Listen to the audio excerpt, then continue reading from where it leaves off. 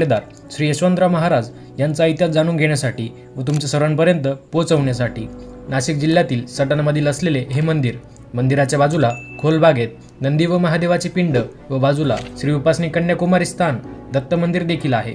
दिवस उजाडला की सटाणावासियांचे पाऊल दर्शनासाठी मंदिराकडे वळतात आणि मग पुढच्या कामाला सुरुवात होते। देव मामलेदार यशवंतराव महाराज मूळचे पंढरपूरच्या करंभोसे गावचे रहिवासी।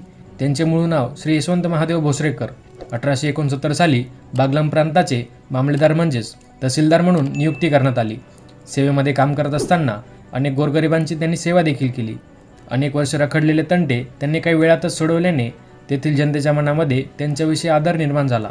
1870-71 मध्ये दुष्काळादरम्यान गोरगरिबांची उपासमार होत असल्याने यशवंतराव महाराजांनी आपल्या घरातील होते नव्हते ते सर्व जनतेच्या स्वाधीन केले।